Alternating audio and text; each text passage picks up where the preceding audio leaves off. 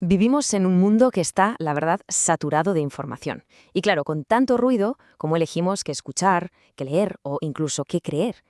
El panorama de los medios ha dado un vuelco tremendo. Hoy vamos a intentar desenredar este laberinto de noticias y explorar un formato que está ganando terreno como una especie de guía personal y de confianza, el podcasting. A ver, vamos a pararnos a pensar un momento en esto. Cuando queremos saber qué está pasando en el mundo, ¿a dónde vamos primero? ¿Cuál es nuestro primer instinto? Porque la respuesta a esa pregunta ha cambiado pero de una forma radical en la última década. Y aquí tenemos la prueba, con datos. Para la gente de menos de 35 años, las redes sociales ya no son solo para ver qué hacen los amigos, son la puerta principal a la actualidad.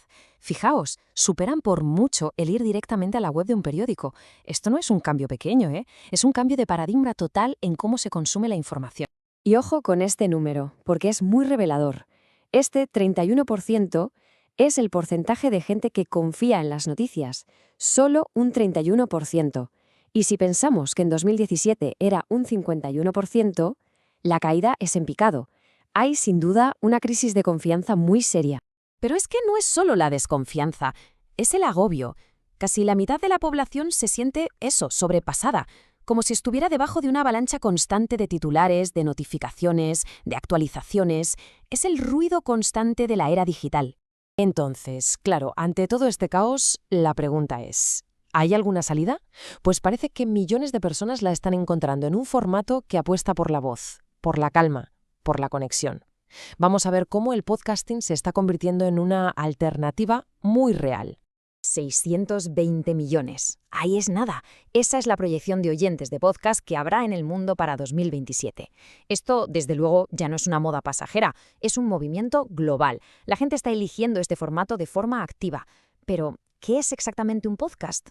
Pues mirad, a diferencia de la radio de toda la vida, el podcast no va en directo. Es contenido a la carta, que podemos escuchar cuando nos dé la gana, donde queramos y como nos apetezca. De hecho, el propio nombre, que es una mezcla de iPod y broadcasting, lo dice todo. Es como tener una radio personal y portátil. Y esta imagen lo explica de maravilla. El éxito del podcasting no es solo por el formato, es por la experiencia que crea. La magia, por así decirlo, ocurre cuando se juntan el conocimiento, el entretenimiento y, sobre todo, la conexión con la persona que habla. Esa mezcla es la que crea esa sensación de intimidad, de autenticidad, que es tan difícil de encontrar en otros sitios. Y los datos lo confirman, claro. La gente escucha podcasts para entretenerse, por supuesto, pero casi al mismo nivel para escuchar buenas historias y para aprender algo nuevo.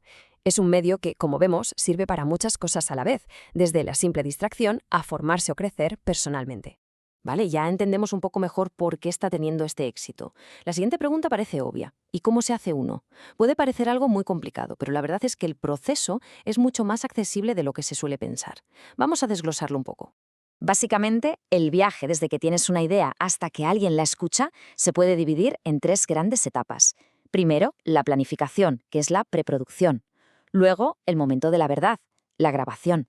Y por último, la postproducción, que es donde se pule todo, se edita y se comparte con el mundo. Y de estas tres fases, si hay una que es crucial, es la primera, la preproducción. Aquí es donde se define el alma del podcast. De qué vamos a hablar, a quién le hablamos, qué estructura va a tener, es todo ese trabajo invisible que al final marca la diferencia entre un buen contenido y uno que de verdad deja huella. Y como curiosidad, un detalle fascinante de este mundo del audio: el lenguaje secreto del estudio. Hay todo un código de señas y gestos para comunicarse sin hacer ni un solo ruido mientras se está grabando. Es como un idioma secreto para productores y locutores. Una pasada.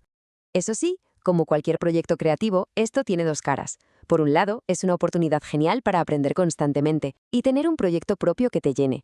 Pero por otro, pues se exige pelearse con temas técnicos y dedicarle una cantidad de tiempo enorme. Y quizá lo más difícil, que es crear una comunidad, es también la mayor recompensa. Ahí es donde se construye esa confianza que tanto se echa en falta. Y ahora vamos a dar un paso atrás para ver la foto completa, porque crear contenido hoy en día, sea un podcast o cualquier otra cosa, no es solo un acto creativo. Es un acto que tiene un impacto y, por tanto, una responsabilidad. Esta imagen lo resume muy bien. La creación de audio tiene un potencial inmenso para educar y para unir a gente de una forma muy personal, casi íntima. Pero los desafíos son muy reales. Las barreras técnicas, la inversión de tiempo que decíamos. Se trata de encontrar un equilibrio entre el impacto positivo que se puede tener y el esfuerzo que hay que dedicarle. Esta frase es fundamental. Conecta directamente con la crisis de confianza de la que hablábamos al principio. Nos recuerda que cualquier medio, al final, es una interpretación de la realidad. Y la gran responsabilidad de quien crea contenido es ser consciente de esa distancia y de cómo su forma de contar las cosas no solo narra una historia, sino que moldea la percepción y la confianza de los demás. En el fondo, la lección se reduce a esto. Los medios pueden ser una herramienta potentísima para informar, para formar y para entretener, o por el contrario, pueden convertirse en una fuente de ruido que lo único que hace es desinformar, deformar la realidad y distraer. El mismo medio puede tener dos resultados completamente opuestos. Y con esto llegamos al final. La pregunta que queda en el aire no es solo para la gente que crea contenido, sino para todo el mundo. En este océano inmenso de voces, cada decisión que tomamos sobre qué escuchar y qué compartir cuenta. Así que la cuestión es, ¿qué tipo de voz queremos ser nosotros y qué tipo de voces queremos ayudar a amplificar?